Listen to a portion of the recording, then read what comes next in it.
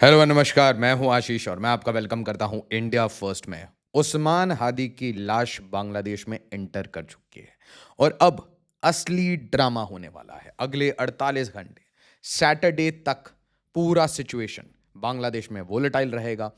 Indian army के eastern command के जो चीफ हैं वो त्रिपुरा जाते हैं, त्रिपुरा के बिल्कुल सदर्न एज में जाते हैं, फिर मिजोरम जाते हैं, वहां के भी सदर्न एज में जाते हैं।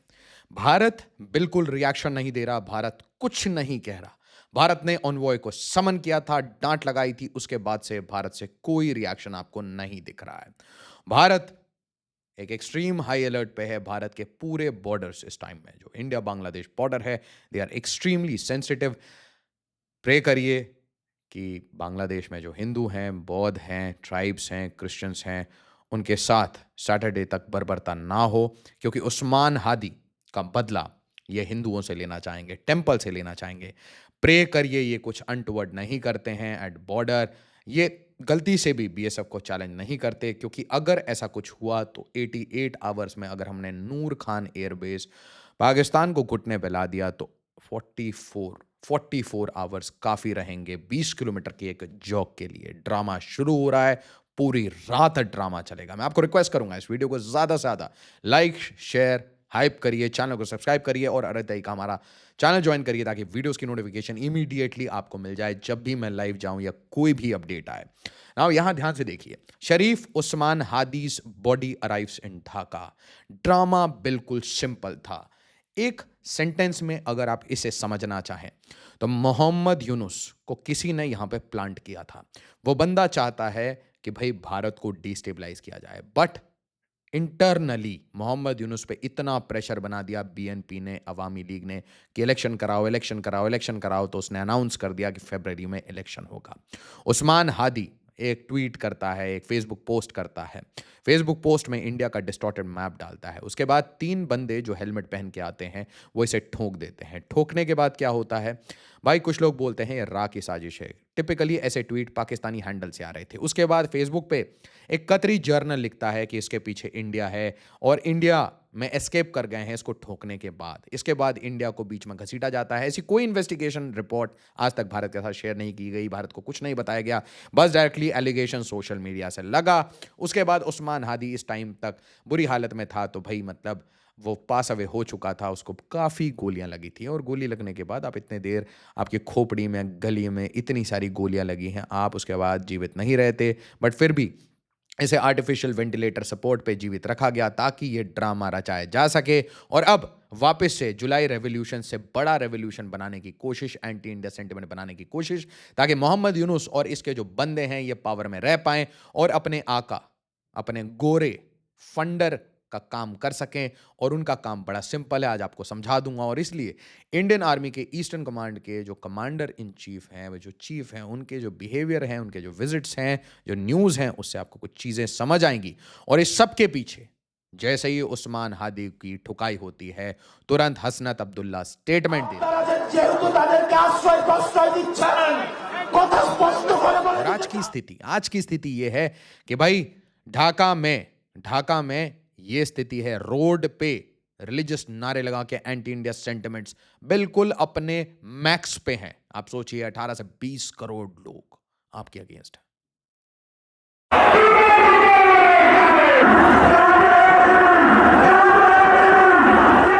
और ये कहानी आज शुरू नहीं हुई है। कल रात भर ये ड्रामा चला है बुरी तरीके से प्रेस को अटैक किया गया। Indian high commission, Indian high commissioner, Indian assistant high commissioner, हर जगह अटैक करने की कोशिश। वीडियोस देखते जाइए।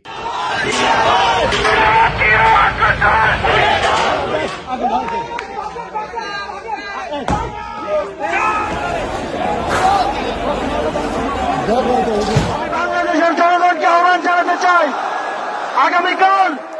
और ये टटपूंजिए जितने लड़के हैं, इन्होंने भारत को एक वार्निंग दी कि भाई देखिए, उस्मान हादी के जितने भी इसके असेलेंट्स हैं उसे इंडिया इसके हवाले कर दे, बांग्लादेश के हवाले कर दे और शेख हसीना को भी वापस लौटा दे। ये इनका कोर डिमांड है। मतलब भारत झुक जाए, भारत माफी मांग ले और रैंडमली किसी को भी पकड़ के दे दे कि भाई देखिए इसी ने मारा है। और इंडिया मान लीजिए इसमें भारत का 1% भी हाथ है। कोई मूर्ख कंट्री होगी जो उसके बाद बोलेगी कि रुको रुको हम तुम्हें 2 बंदे देते हैं। इसका मतलब हम ये एक्सेप्ट कर रहे हैं ऐसी चीज़ें?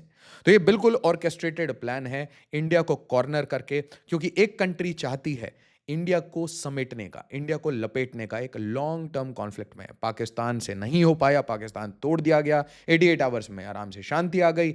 अब बांग्लादेश की बारी है, बट क्वेश्चन ये है, ये जो गोरा है, क्या ये इंडियन आर्मी को कंट्रोल कर पाएगा, इंडियन आर्म्ड फोर्सेस को, इंडियन नेवी को कंट्रोल कर पाएगा कि भाई कॉन्फ्लिक्ट लंबा हो या छोटा हो? जैसे पुतिन को फंसा रखा है वैसे ही भारत को फंसाना चाहता है। अब आप ध्यान से देखिए, इस इमेज को देखिए, इसमें आपको शरारत समझ आएगा। ये सारे लोग फोटो खिंचाने आए हैं, सारे, ये सारे लोग। इस बंदे का जरा एक्सप्रेशन देखिए, look at the expression, look at the expression, कि फोटो में मैं सामने आना चाहिए। ये सारे एक्सप्रेशंस, इस बंदे का एक्सप्रेशन देखिए, इसका तो मतलब आप जरा देखिए, इसके इसके एक्सप्रेशंस देखिए, look at the expressions and you will understand कि भाई ये बहुत अच्छे से वेल कोरियोग्राफ्ड ड्रामा चल रहा है।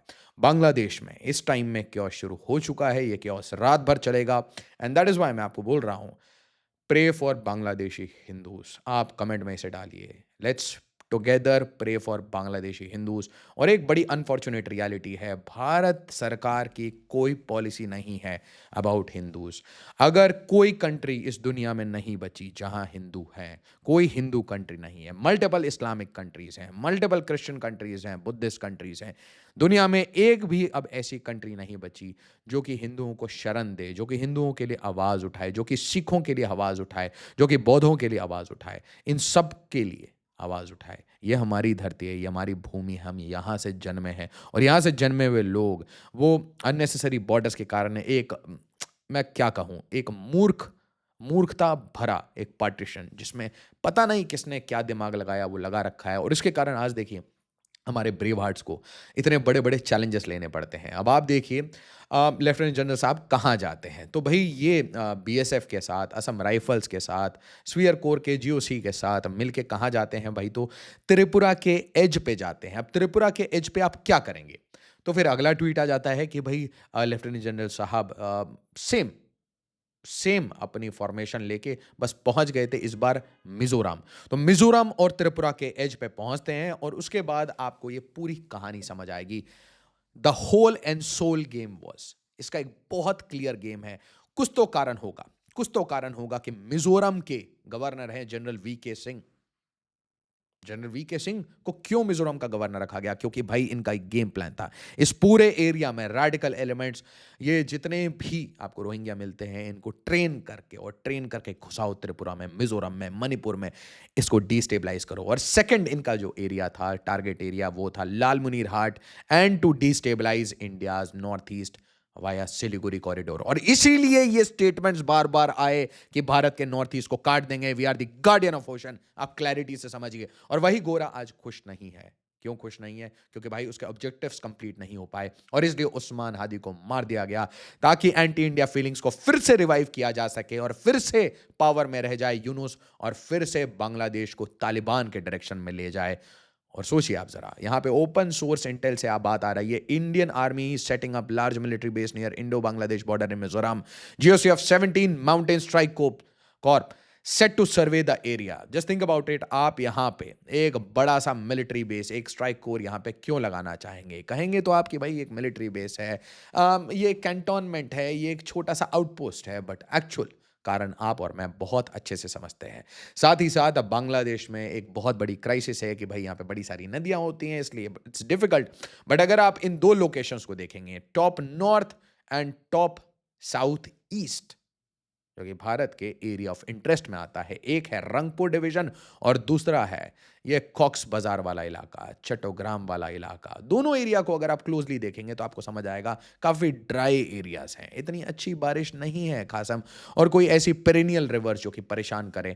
तो भाई सिलीगुड़ी का सोल्यूशन और त्रिपुरा को जो बीचेस चाहिए उसका सोल्यूशन कभी भी एक इंडियन आर्मी की स्ट्राइक कोर कर सकती है। बट याद रखिए 22 से 24 दिसंबर, 22 से 24 दिसंबर, आज 19 तारीख है भाई, इंडियन नेवी का नोटमार है, इंडियन एयरफोर्स का नोटैम है। यहाँ पे क्या होने वाला है?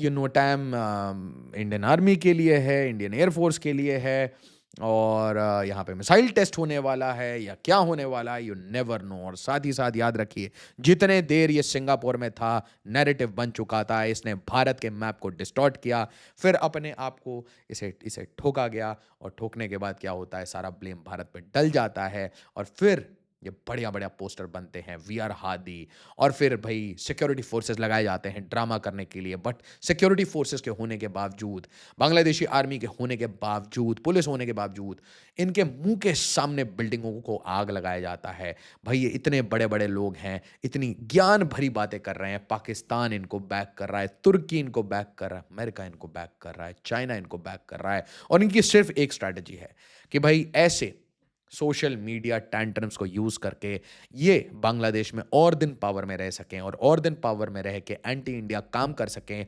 और फिर मैं आपसे क्वेश्चन पूछना चाहता हूं, जब इनका एजेंडा इतना क्लियर है कि भारत को डिस्टेबलाइज करना चाहते हैं, चाहे भाई ये मुजाहिदीन ऑफ अरक्कन हो, मतलब रोहिंग्याज हो, चाहे ये बांग्लादेशी हो, चाहे यूनुस हो, चाहे यूनुस के ये पिल्ले हों, इन सब का एजेंडा अगर भारत को डिस्टेबलाइज करना है, अगर बांग्लादेश क्रिकेट भी हादी के साथ खड़ा है, तो हम किस चीज का वेट कर रहे हैं? क्या हम क्या हम इस प्रॉब्लम को इमीडिएटली सॉल्व कर सकते हैं, या we will allow them to fester for next 5 years, 10 years, and we'll wait and watch until they do a single mistake? और नेचुरल सी बात है, एक मिस्टेक करने के बाद इन्हें ठोका जाएगा। बट क्वेश्चन ये है, क्या हम तब तक चुप रहेंगे जब इस्कॉन पे हिट होगा, टेम्पल्स पे हिट होगा, हिंदुओं पे हिट होगा, बौद्धों पे हिट होगा, ट्राइब्स पे हिट होगा, लोगों को लिंच कर दिया जाएगा, इंडियन हाई कमीशन पे चढ़ दौड़ेंगे लोग? क्या हम उस दिन का इंतजार कर रहे हैं जब जैसे डेथ टू अमेरिका बोला गया था ईरान में, वैसा ही बांग्लादेश में हो, ऐसे हादी जैसे हर जगह लड़के बने और ये एंटी इंडिया रेटोरिक बनाए? दोस्तों, ये बांग्लादेश का बुरहान वानी मोमेंट है। क्वेश्चन ये है, इनकाउंटर करने कौन जा रहा है? वीडियो को लाइक शेयर और सब्सक्राइब जरूर करिए। एज ऑलवेज, जय हिंद, जय भारत।